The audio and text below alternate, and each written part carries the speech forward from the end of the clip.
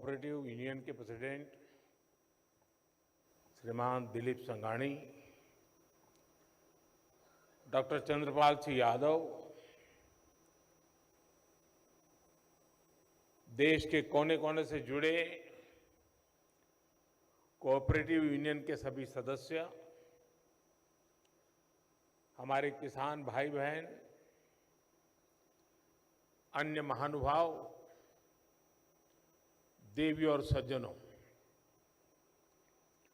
आप सभी को 17वें भारतीय सहकारी महासम्मेलन की बहुत बहुत बधाई। मैं आप सभी का इस सम्मेलन में स्वागत करता हूं, अभिनंदन करता हूं। साथियों, आज हमारा देश विकसित और आत्मनिर्भर भारत के लक्ष्य पर काम कर रहा है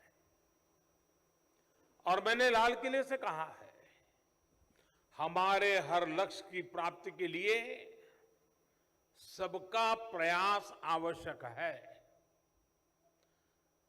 और सहकार की स्पिरिट भी तो सबका प्रयास का ही संदेश देती है।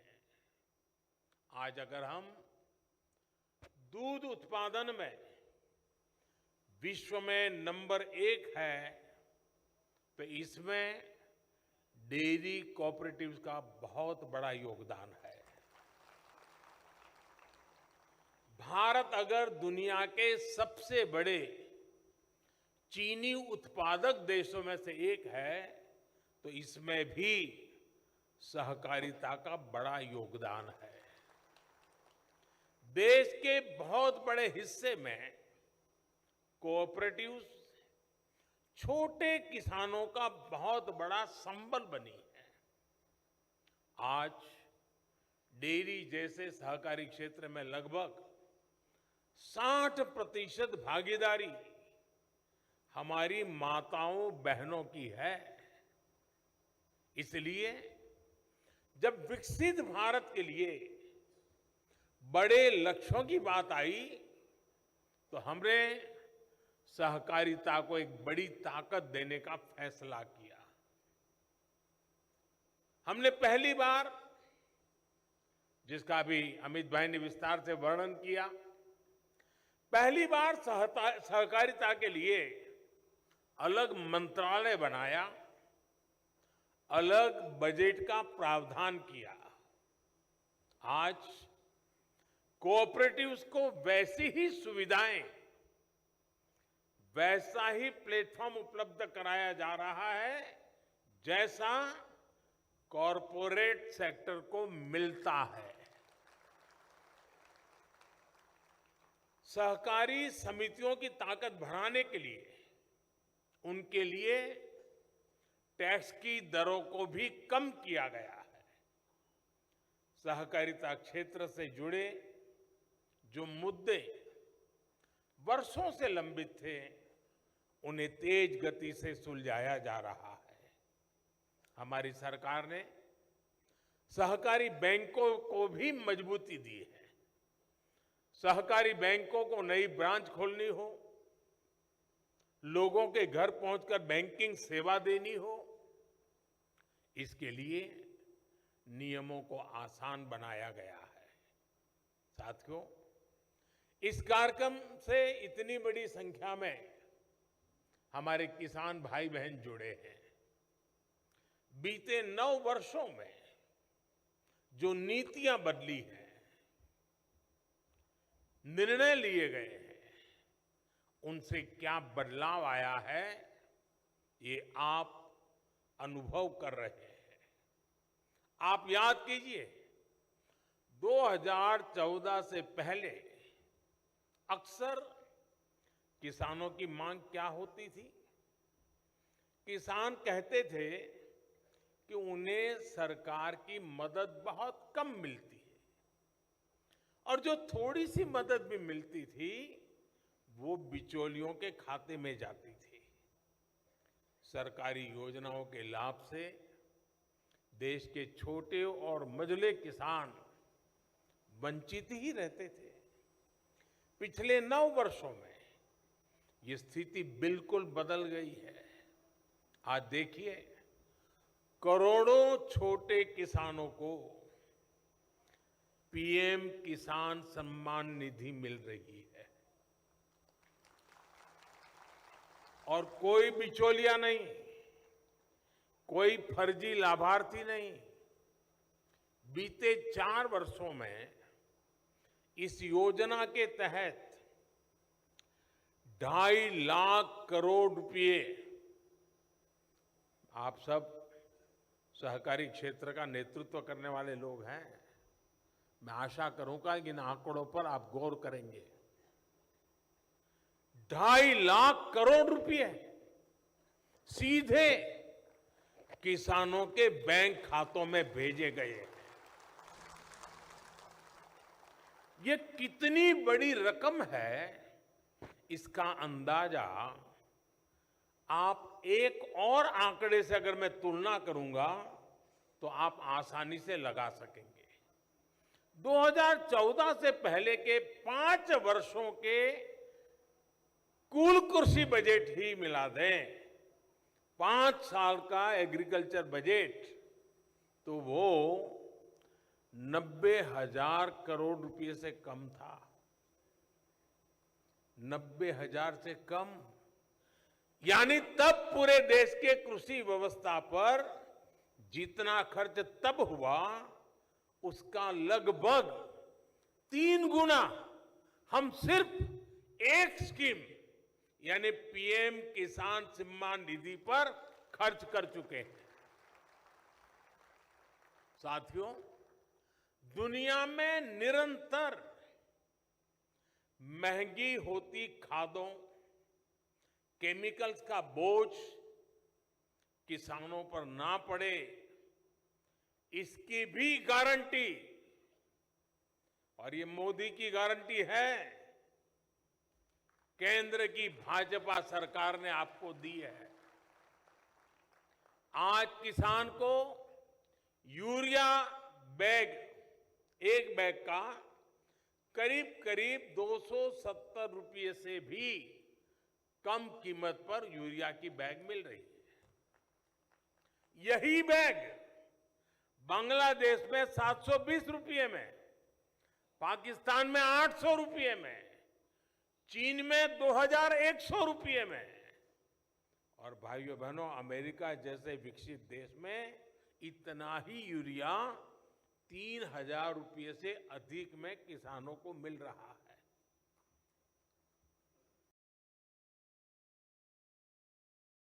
आपके गले बात उतर रही है।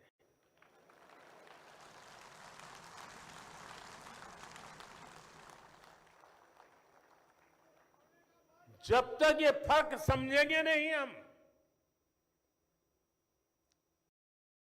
गारंटी क्या होती है, किसान के जीवन को बदलने के लिए कितना महाभगीरथ प्रयास जरूरी है, इसमें दर्शन होते हैं।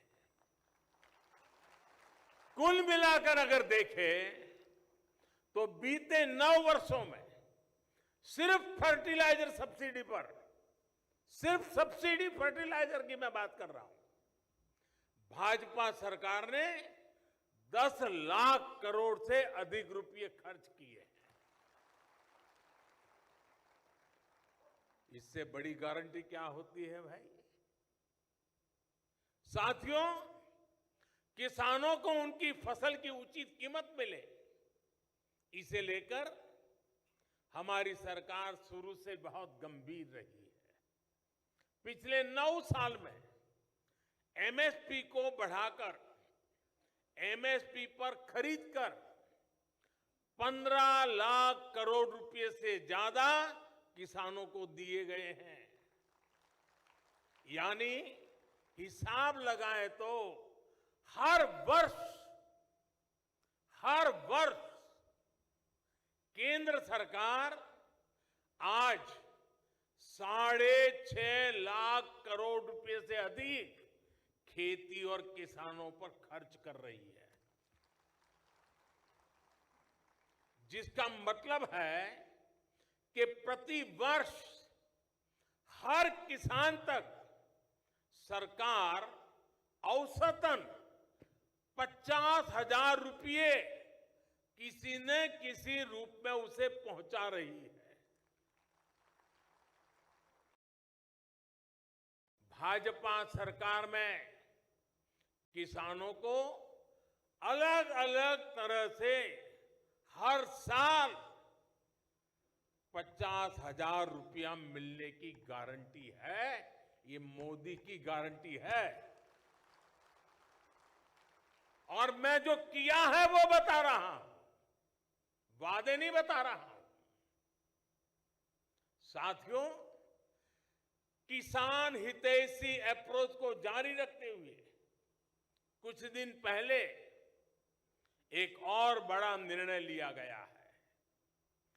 केंद्र सरकार ने किसानों के लिए 3,70,000 करोड़ रुपए का एक पैकेज घोषित किया है। यही नहीं, गन्ना किसानों के लिए भी उचित और लाभकारी मूल्य अब रिकॉर्ड 315 रुपए प्रति क्विंटल कर दिया गया है। इससे 5 करोड़ से अधिक गन्ना किसानों को और चीनी मिलों में काम करने वाले लाखों श्रमिकों को सीधा लाभ होगा। साथियों, अमृत काल में देश के गांव, देश के किसान के सामर्थ्य को बढ़ाने के लिए अब देश के कोऑपरेटिव सेक्टर की भूमिका बहुत बड़ी होने वाली है। सरकार और सहकार मिलकर विकसित भारत, आत्मनिर्भर भारत के संकल्प को डबल मजबूती देंगे। आप देखिए, सरकार ने डिजिटल इंडिया से पारदर्शिता को बढ़ाया, सीधा लाभ हर लाभार्थी तक पहुंचाया। आज देश का गरीब से गरीब व्यक्ति भी मानता है कि ऊपरी स्तर से भ्रष्टाचार और भाई भतीजावाद अब खत्म हो गया। अब जब सहकारिता को इतना बढ़ावा दिया जा रहा है तो ये आवश्यक है कि सामान्य जन, हमारा किसान, हमारा पशुपालक भी रोजमर्रा की जिंदगी में इन बातों को अनुभव करे और वो भी यही बात कहे।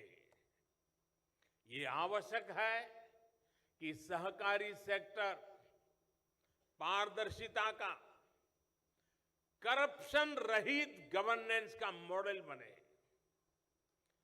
देश के सामान्य नागरिक का कोऑपरेटिव पर भरोसा और अधिक मजबूत हो।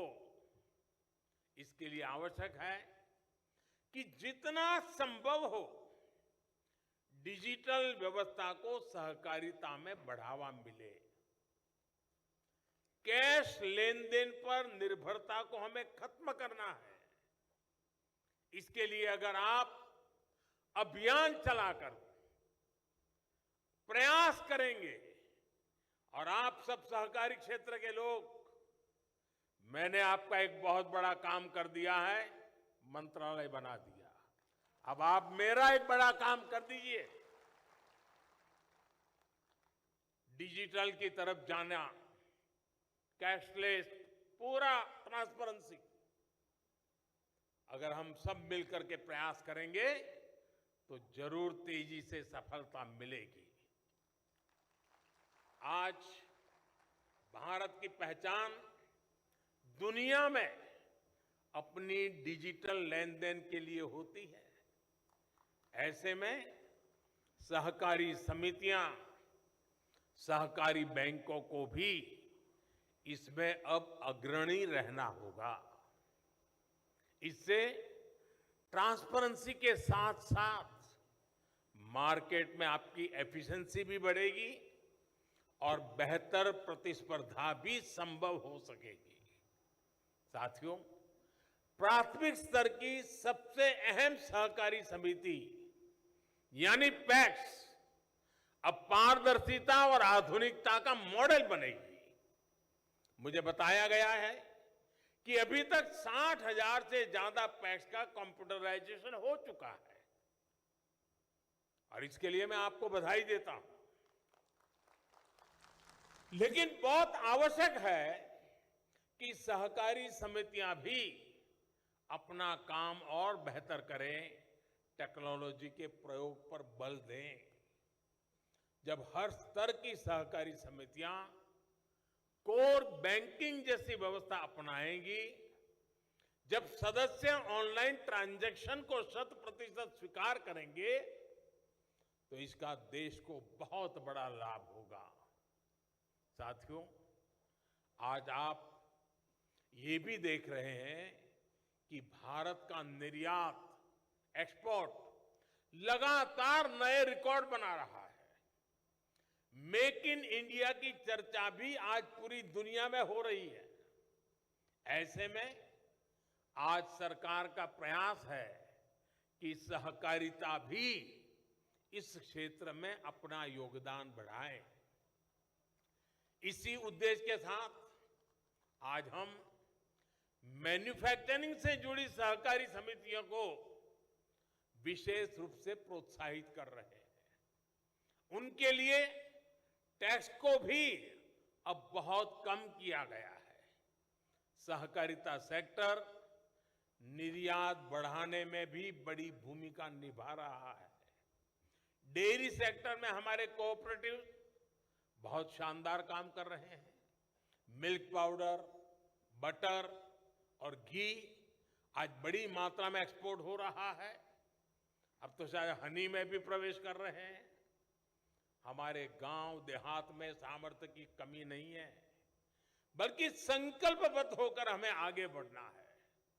आज आप देखिए, भारत के मोटे अनाज, मिलेट्स, मोटे अनाज जिसकी पहचान दुनिया में बन गई है, श्री अन्न, ये श्री अन्न लेकर के उसकी भी चर्चा बहुत बढ़ रही है। इसके लिए विश्व में एक नया बाजार तैयार हो रहा है।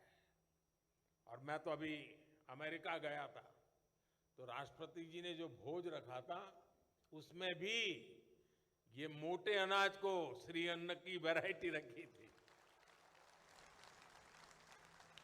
भारत सरकार की पहल के कारण पूरी दुनिया में इस वर्ष को इंटरनेशनल मिलेट्स ईयर के रूप में मनाया जा रहा है। क्या आप जैसे सहकारिता के साथी देश के श्री अन्न को विश्व बाजार तक पहुंचाने के लिए प्रयास नहीं कर सकते? और इससे छोटे किसानों को आय का एक बड़ा साधन मिल जाएगा। इससे पोषक खान पान की एक नई परंपरा शुरू होगी। आप जरूर इस दिशा में प्रयास कीजिए और सरकार के प्रयासों को आगे बढ़ाइए। साथियों, बीते वर्षों में हमने दिखाया है कि जब इच्छा शक्ति हो तो बड़ी से बड़ी चुनौती को भी चुनौती दी जा सकती है। जैसे मैं आपसे गन्ना कोऑपरेटिव्स की बात करूंगा। एक समय था जब किसानों को गन्ने की कीमत भी कम मिलती थी और पैसा भी कई कई सालों तक फंसा रहता था।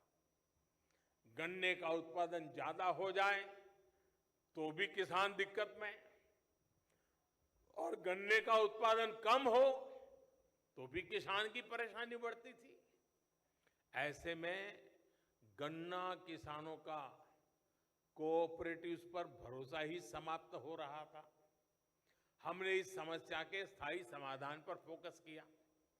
हमने गन्ना किसानों के पुराने भुगतान को चुकाने के लिए चीनी मिलों को 20,000 करोड़ रुपए का पैकेज दिया। हमने गन्ने से इथेनॉल बनाने और पेट्रोल में इथेनॉल की ब्लेंडिंग पर जोर दिया।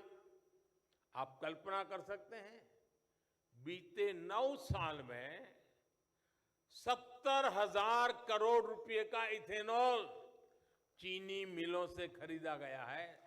70,000। इससे चीनी मिलों को, गन्ना किसानों को समय पर भुगतान करने में मदद मिली है।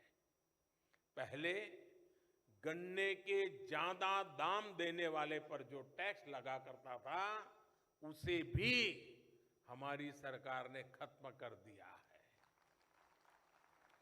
टैक्स से जुड़ी जो दशकों पुरानी समस्याएं थी, उसे भी हमने सुलझाया है। इस बजट में भी 10,000 करोड़ रुपए की विशेष मदद सहकारी चीनी मिलों को पुराना क्लेम सेटल करने के लिए दी गई है।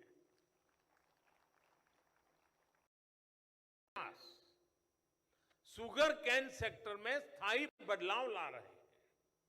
इस सेक्टर की कोऑपरेटिव्स को मजबूत कर रहे हैं। साथियों, एक तरफ हमें निर्यात को बढ़ाना है, तो वहीं दूसरी तरफ आयात पर अपनी निर्भरता को निरंतर कम करना है। हम अक्सर कहते हैं कि भारत अनाज में आत्मनिर्भर है, लेकिन सच्चाई क्या है?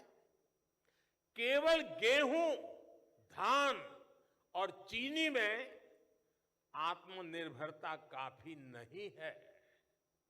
जब हम खाद्य सुरक्षा की बात करते हैं, तो ये सिर्फ आटे और चावल तक सीमित नहीं रहे। मैं आपको कुछ बातें याद दिलाना चाहता हूं। खाने के तेल का आयात हो, दाल का आयात हो, मछली के चारे का आयात हो, फूड सेक्टर में प्रोसेस और अन्य उत्पादों का आयात हो, इस पर हम हर वर्ष, आप चौंक जाएंगे, मेरे किसान भाई बहनों को जगाइए, हर वर्ष 2 से 2.5 लाख करोड़ रुपया हम खर्च करते हैं, जो पैसा विदेश जाता है। ये पैसा विदेश भेजना पड़ता है। ये भारत जैसे अन्न प्रधान देश के लिए क्या सही बात है क्या? इतने बड़े होनहार सहकारी क्षेत्र का नेतृत्व मेरे सामने बैठा है, तो मैं स्वाभाविक रूप से आपसे अपेक्षा करता हूं कि हमें क्रांति की दिशा में जाना पड़ेगा। क्या ये पैसा भारत के किसानों के जेब में जाना चाहिए कि नहीं जाना चाहिए? क्यों विदेश जाना चाहिए? साथियों, हम ये समझ सकते हैं कि हमारे पास तेल के बड़े कुएं नहीं है। हमें पेट्रोल, डीजल बाहर से मंगाना पड़ता है, वो हमारी मजबूरी है। लेकिन खाने के तेल में, उसमें तो आत्मनिर्भरता संभव है।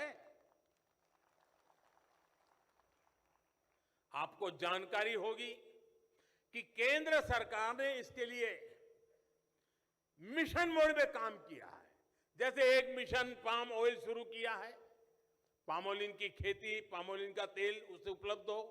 उसी प्रकार से तिलहन के फसलों को बढ़ावा देने के लिए बड़ी मात्रा में इनिशिएटिव लिए जा रहे हैं। देश की कोऑपरेटिव संस्थाएं इस मिशन की बागडोर थाम लेगी, तो देखिएगा कितनी जल्दी हम खाद्य तेल के मामले में आत्मनिर्भर हो जाएंगे। किसानों को जागरूक करने से लेकर प्लांटेशन टेक्नोलॉजी और खरीदी से जुड़ी हर प्रकार की जानकारी, हर प्रकार की सुविधाएं दे सकते हैं। साथियों, केंद्र सरकार ने एक बहुत बड़ी योजना फिशरीज सेक्टर के लिए शुरू की है। पीएम मत्स्य संपदा योजना से आज मछली के उत्पादन में बहुत प्रगति हो रही है। देश भर में जहां भी नदियां हैं, छोटे तालाब है, इस योजना से ग्रामीणों को, किसानों को आय का अतिरिक्त साधन मिल रहा है। इसमें लोकल स्तर पर फीड उत्पादन के लिए भी सहायता दी जा रही है।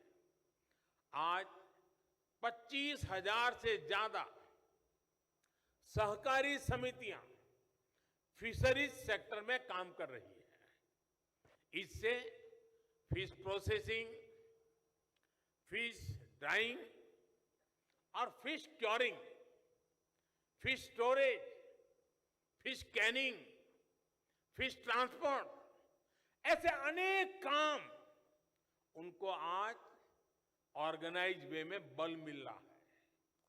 मछुआरों का जीवन बेहतर बनाने में और रोजगार निर्माण में मदद मिली है।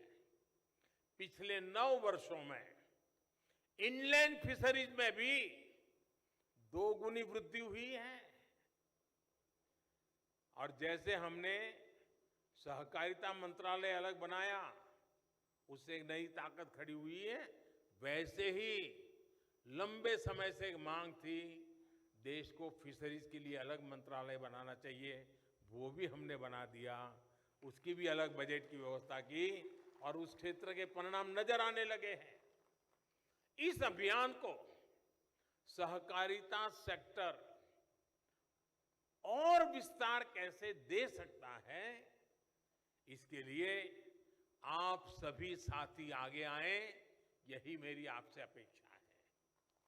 सहकारिता सेक्टर को अपनी पारंपरिक अप्रोच से कुछ अलग करना होगा। सरकार अपनी तरफ से हर प्रयास कर रही है। अब मछली पालन जैसे अनेक नए सेक्टर्स में भी पैक्स की भूमिका बढ़ रही है। हम देश भर में 2 लाख नई मल्टीपर्पज सोसाइटी बनाने के लक्ष्य पर काम कर रहे हैं। और जैसा अमित भाई ने कहा, सब पंचायतों में जाएंगे तो यह आंकड़ा और आगे बढ़ेगा। इससे उन गांवों, उन पंचायतों में भी सहकारिता का सामर्थ्य पहुंचेगा जहां अभी ये व्यवस्था नहीं है।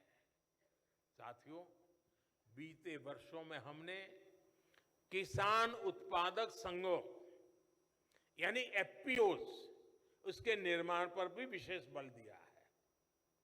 अभी देश भर में 10,000 नए एफपीओस के निर्माण पर काम चल रहा है और इसमें से करीब 5,000 बन भी चुके हैं। ये एफपीओ छोटे किसानों को बड़ी ताकत देने वाले हैं। ये छोटे किसानों को मार्केट में बड़ी फोर्स बनाने के माध्यम है। बीज से लेकर बाजार तक हर व्यवस्था को छोटा किसान कैसे अपने पक्ष में खड़ा कर सकता है, कैसे बाजार की ताकत को चुनौती दे सकता है, ये उसका अभियान है।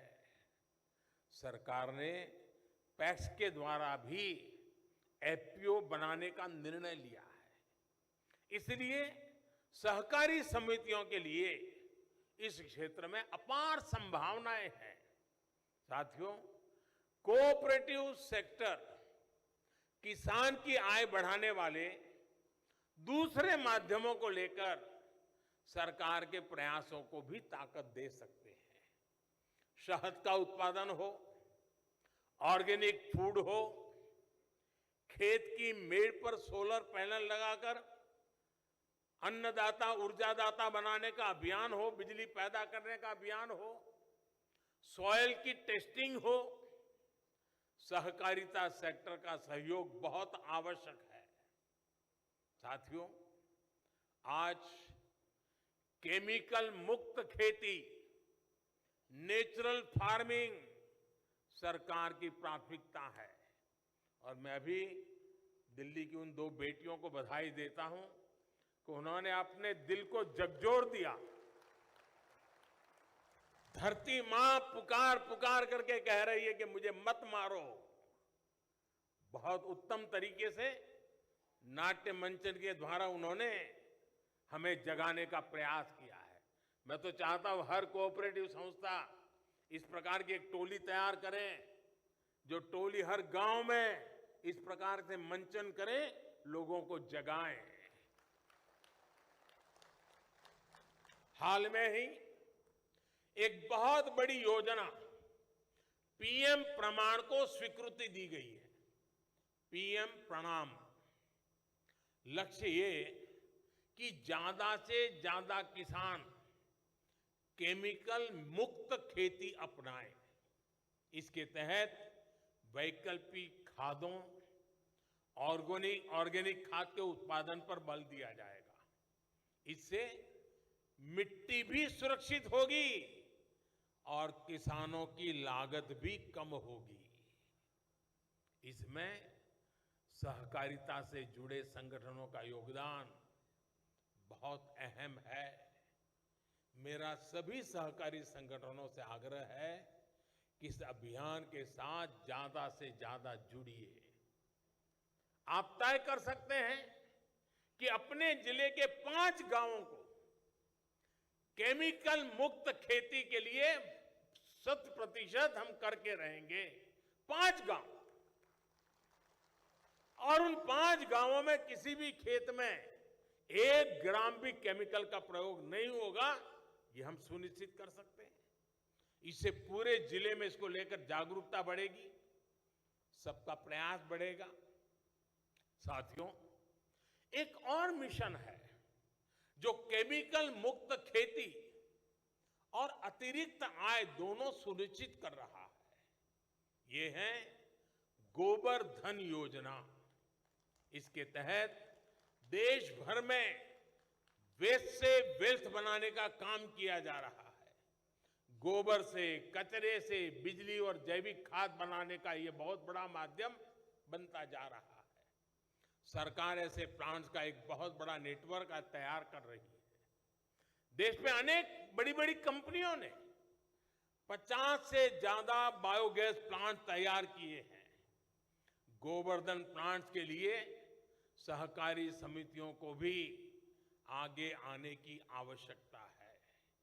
इससे पशुपालकों को तो लाभ होगा ही, जिन पशुओं को सड़कों पर छोड़ दिया गया है उनका भी सदुपयोग हो पाएगा। साथियों, आप सभी डेयरी सेक्टर में, पशुपालन के सेक्टर में बहुत व्यापक रूप से काम करते हैं। बहुत बड़ी संख्या में पशुपालक सहकारिता आंदोलन से जुड़े हैं। आप सभी जानते हैं कि पशुओं की बीमारी एक पशुपालक को कितने बड़े संकट में डाल सकती है। लंबे समय तक फूट एंड माउथ डिसीज, मुंह पका और खुर पका, हमारे पशुओं के लिए बहुत बड़े पीड़ा का कारण रही है। इस बीमारी के कारण हर साल हजारों करोड़ रुपए का नुकसान पशुपालकों को होता है। इसलिए पहली बार केंद्र सरकार ने, भारत सरकार ने इसके लिए पूरे देश में एक मुफ्त टीकाकरण अभियान चलाया है। हमें कोविड का मुफ्त वैक्सीन तो याद है, ये पशुओं के लिए भी उतना ही बड़ा मुफ्त वैक्सीन का अभियान चल रहा है। इसके तहत 24 करोड़ जानवरों का टीकाकरण किया जा चुका है। लेकिन अभी हमें एफएमडी को जड़ से खत्म करना बाकी है। टीकाकरण अभियान हो या फिर जानवरों की ट्रेसिंग हो, इसके लिए सहकारी समितियों को आगे आना चाहिए। हमें ये याद रखना होगा कि डेयरी सेक्टर में सिर्फ पशुपालक ही स्टेक होल्डर नहीं है। मेरी इस भावना का आदर करना साथियों, सिर्फ पशुपालक ही स्टेक होल्डर नहीं है, बल्कि हमारे पशु भी उतने ही स्टेक होल्डर है। इसलिए इसे अपना दायित्व समझकर हमें योगदान देना चाहिए। साथियों, सरकार के जितने भी मिशन हैं, उनको सफल बनाने में सहकारिता के सामर्थ्य में मुझे कोई संदेह नहीं है। और आता हूं वहां की मैंने सहकारिता की ताकत को देखा है। सहकारिता ने आजादी के आंदोलन में भी बहुत महत्वपूर्ण भूमिका निभाई है। इसलिए एक और बड़े काम से जुड़ने का आग्रह से मैं खुद को रोक नहीं पा रहा। मैंने आह्वान किया है कि आजादी के 75 वर्ष के अवसर पर हर जिले में 75 अमृत सरोवर बनाएं। एक वर्ष से भी कम समय में करीब करीब 60,000 अमृत सरोवर देश भर में बनाए जा चुके हैं। बीते 9 वर्षों में सिंचाई हो या पीने का पानी हो, उसको घर घर खेत खेत पहुंचाने के लिए जो काम सरकार ने किए हैं, ये उसका विस्तार है।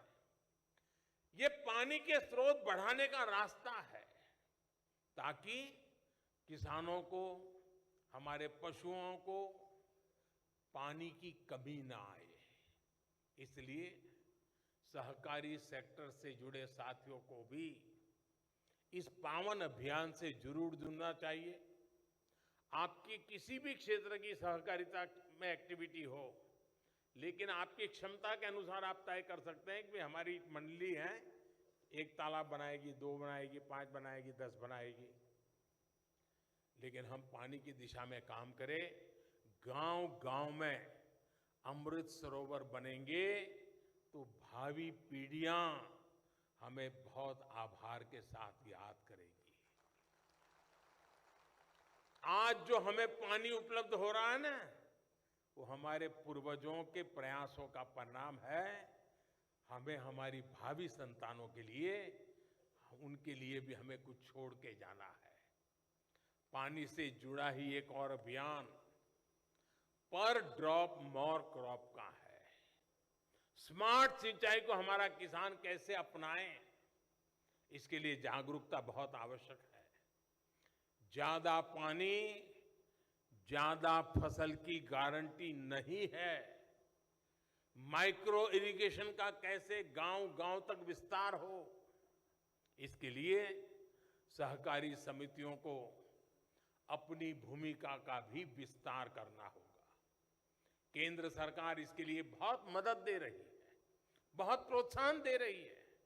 साथियों, एक प्रमुख विषय है भंडारण का भी। अमित भाई ने उसका काफी वर्णन किया है। अनाज के भंडारण की सुविधा की कमी से लंबे समय तक हमारी खाद्य सुरक्षा का और हमारे किसानों का बहुत नुकसान हुआ है।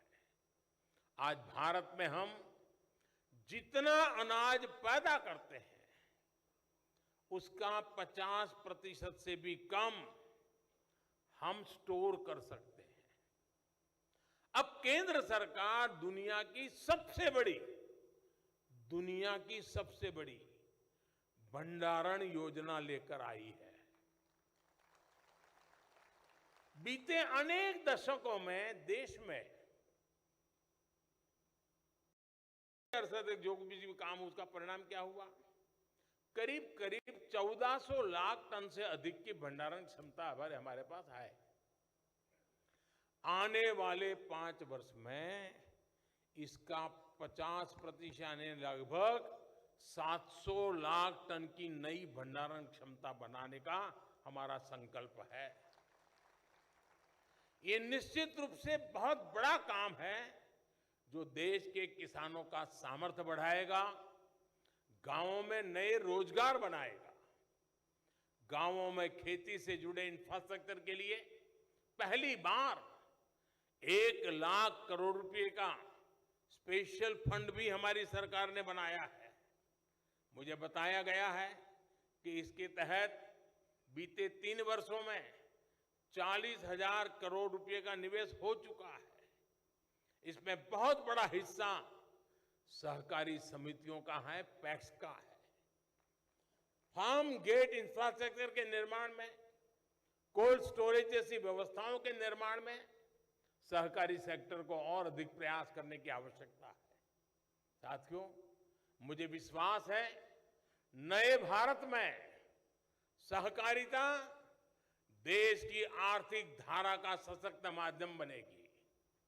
हमें ऐसे गांवों के निर्माण की तरफ भी बढ़ना है जो सहकारिता के मॉडल पर चलकर आत्मनिर्भर बनेंगे। इस ट्रांसफॉर्मेशन को और बेहतर कैसे किया जा सकता है, इस पर आपकी चर्चा बहुत अहम सिद्ध होगी।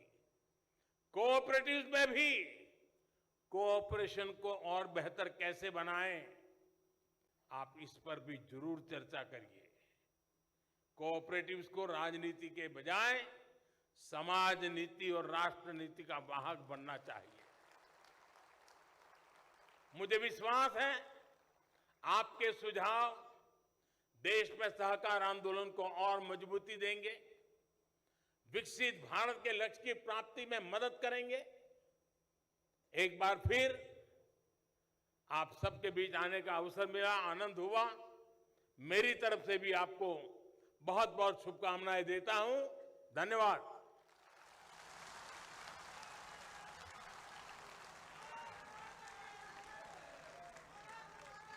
आपके ओजस्वी उद्गारों के लिए हृदय से आभार मान्यवर। आपका हर शब्द राष्ट्र सर्वप्रथम का आह्वान है। आपकी जीवन यात्रा मां भारती का वंदन है।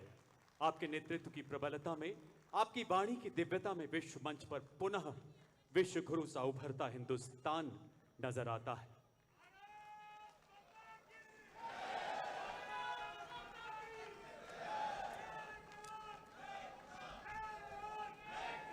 भारतीय सहकारी महासम्मेलन की शोभा बढ़ाने के लिए